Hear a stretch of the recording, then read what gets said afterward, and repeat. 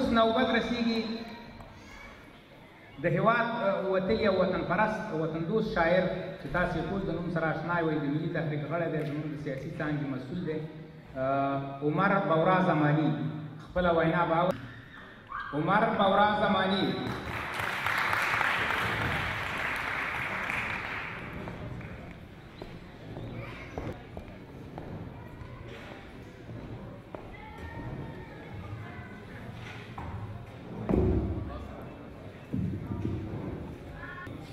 بسم الله الرحمن الرحیم د تلپاتې څښتن تعالی په سپېڅلي نامه ټولو مېلمنو ته چې د ډنمارک او د ګاونډي هېوادونو څخه راغلي یاست ښه راغلاست وایم او ستاسو څخه منندوی چې زموږ سره مو د خپلواکۍ په دې غونډه کې ګډون وکړو او زموږ دا غونډه مو لا پسې بریالۍ او درنه کړه ټولو هېوادوالو ته د افغانستان د سیاسي خپلواکۍ د بېرته اخیستلو مبارکي وایم خپلواکي یو لوی نعمت دی چې انسان د خپلې خوښې او فیصلو کولو اختیار په خپله ولري د خپلواکۍ برعکس غلامي یا بلواکي ده چې د کار او فیصلو کولو اختیار د بل په لاس کې وي همداسې یو هېواد هغه وخت خپلواک هېواد ویلی شو چې د کار او فیصلو او د ارادې برخلیک د هغه ولس په اختیار کې وي او دا اختیار هغه وخت یو ولس ترلاسه کولی شي چې د علم او پوهې کچې لوړه وي او پیاوړی اقتصاد ولري د خپلواکۍ ډېر ډولونه دي چې په ټولو خبرې کول د وخت له کموالي له کبله ممکن نه دي خو یو څو بیلګې چې زما د خبرو موضوع جوړوي هغه دا دي سیاسي خپلواکي اقتصادي خپلواکي علمي خپلواکي د بیان خپلواکي د رسنو او مطبوعاتو خپلواکي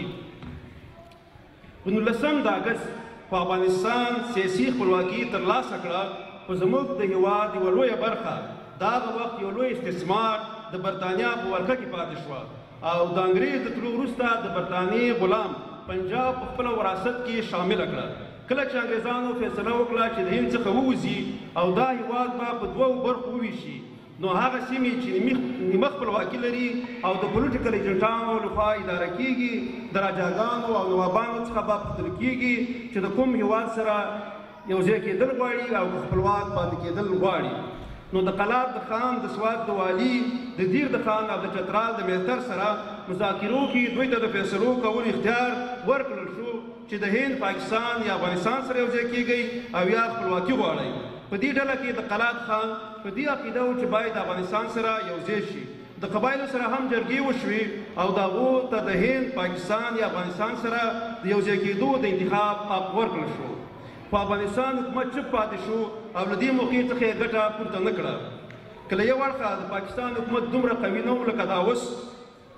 بل دا چې قبایلو ټول تجارتي او اقتصادي ګټې د افغانستان سره تړلې وي او قبایلو ځان ته افغانان ویل او لکه دا اوس د پنجاب اثر رسوخ څخه آزاد وو او د پنجاب میډیا او د پنجاب نصاب په دوی په ذهنونو کې د غلامۍ ځالې نه وې جوړې کړې او لا پاکستانیان او پټانان شوي نه وو افغان پښتون ورته یو خو د پښتونخوا په ځینې سیمو کې چې پښتنو په اردو او انګلیسي ژبو کې تعلیم کوو د خپلو شخصي منافعو له کبله د پنجاب د غلامۍ زنځیرونه په غاړه کړي او ورته وفادار وو که د افغانستان حکومت په هغه وخت کې د جرأت څخه کار اخیستلی وې او خپله خاوره یې بېرته ترلاسه کړې وې نو اوس به افغانستان سمندر ته هم لاره درلودلې او اوس چې دا کوم سړک د چین څخه ګوادر ته ځي دا به هم د افغانستان د لارې و او زموږ اقتصاد به پیاوړی کېدو او د پښتونخوا ژبه به پښتو وي او زموږ ژبه به هم لکه د نورو هېوادونو په خپله سیمه کې خپلواکي درلودلې د یوې ژبې سره هم تعصب نه لرم خو د پښتو ژبې ته د پښتنو په سیمه خپلواکي غواړم کله چې د پښتو ژبې د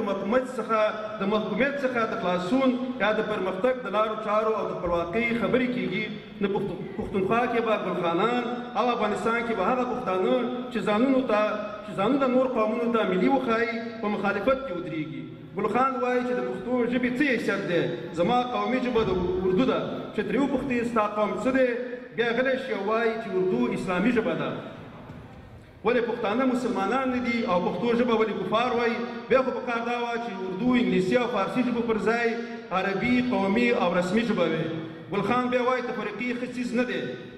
ولې په خپله ژبه خبرې کول تفریقه ده ګلخانه تفریقه خو په اسلام سپېڅلي دین کې مذهبونه او مسلکونه جوړول دي او بیا د همدې مسلکونو له اختلاف له کبله خپل منځي جګړې کېږي چې الله تعالی ترې موږ منع کړي یو خپلې ژبې ته خدمت او په خپله ژبه لیک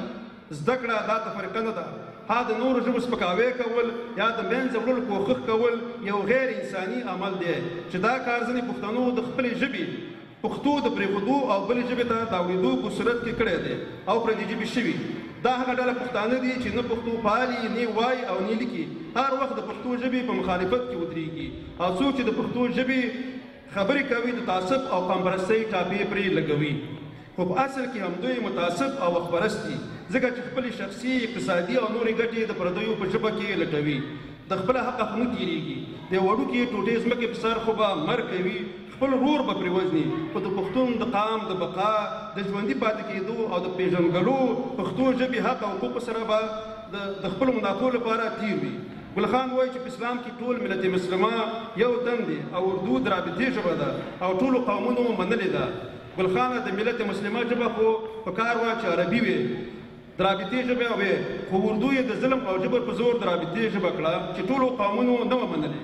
بنګالیانو په بنګال کې رسمي ژبه بنګالي غوښتله چې پاکستان ورسره ونه منله، له پاکستان څخه یې ازادي واخیستله او اوس هم سیمه کې د دفتر او زده کړو ژبه سیندي ده. خو یو ګل خان دی چې د خپلې مورنۍ ژبې په قدر نه پوهېږي. ګل خان په نړۍ کې خو فاتحین ډېر دي، خو زه به د چنګیز او انګریزانو مثال درکړم. چنګیز هم یوه ستره امپراتوري جوړه کړه، خو چې کوم هېواد یې مستعمره کوو د هغه هېواد کلتور او ژبه یې خپلوله او خپله هېروله، نو هم خپله ورک شو او هم یې ژبه. پښتنو هم څو سوه کاله په هند حکومت وکړو، خو خپله ژبه یې حاکمه نه کړه، نو هم خپله ورک شو او هم یې ژبه ورکه شوه. دوهم انګریزان وو چې کوم هېواد یې هم نیوو په هغوی خپله ژبه او کلتور منلې، چې د انګریز د وتلو وروسته هم ژبه تر اوسه حاکمه ده او د هغو سیمو ژبې محکومې دي. چې د کوم قام ژبه محکومه وي هغه قام له فکري او ذهني اړخه محکوم وي او د وخت په تېرېدو خپله ژبه او پېژندګلو د لاسه ورکوي چې ورسره هغه قام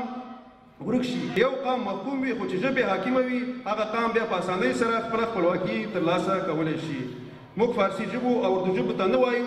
چې پښتو وایي او نه د حق ځان ته ورکوو چې په هغو خپله ژبه جبري کړو، خو هغه پښتانه وزیران چې د پښتنو په رایې او برخه قدرت ته رسیږي او بیا په پښتو ویلو ډارېږي او په اردو او فارسي ژبو کانفرانسونه ورکوي او د پښتو پر ځای اردو او فارسي ژبو ته اولویت ورکوي، په دغه توګه د پښتنو ژبې ضرورت او اهمیت له منځه وړي. هغه ځکه چې یوه ژبه د ضرورت او اقتصاد ژبه نه شي، هغه پرمختګ نه شي کولی. زموږ ژبه دا وخت د نړۍ د 65 او 80 میلیونو وګړو ژبه ده چې د وګړو د شمېر له مخې د نړۍ 20مه ژبه کېدی شي، خو ملګرو ملتونو په مړو ژبو کې شمېرلې. هغه ځکه چې د پښتنو په سیمه پښتو ژبه خپلواکه او د ضرورت ژبه نه ده. پښتونخوا کې د دفتر او کار ژبه اردو او انګلیسي ده او په افغانستان کې د تنها فارسي زده وي هر مقام او چوکۍ ترلاسه کولی شي که پښتو دې زده وي او که نه. برعکس که فارسي دې زده نه وي نو بیا د پرمختګ لارو کې خنډونه شته. نو هغه ژبه چې د روزګار ژبه نه وي بیا هغه ژبه کې د هغې ژبې وګړي زده کړې هم نه کوي او د علم او کلتور څخه لرې پاتې کېږي. د حل لارې چارې هر هغه وزیر او مشیر چې د پښتنو په رای او برخه قدرت ته رسېدلي وي او پښتو ویلو باندې ډارېږي، بل ځل رای نه ورکول او د هغې کار څارل. داسې پښتانه وکیلان باید ولسي جرګو ته ولیږو چې پښتو ژبې سره مینه ولري او د پښتو د ژبو د حقوقو څخه دفاع وکړي، نه داسې پښتانه چې د پښتو له حقوقو تیر وي. د ادبي ټولنو او سیمینارونو جوړول او ورسره مرستې کول او پښتون نوي نسل ته په پښتو ژبه کې زده کړې زمینه برابرول، یو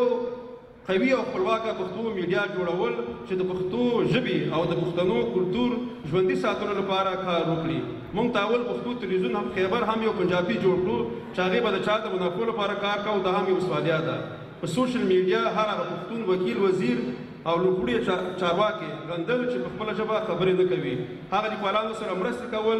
چې د کتاب د چاپ توان نه لري. د یو خپلواکه پیاوړي افغانستان او لوی افغانستان په هیله لر او بر یو افغان.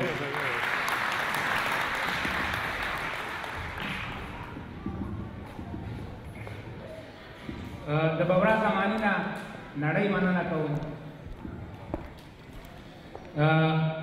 دا چې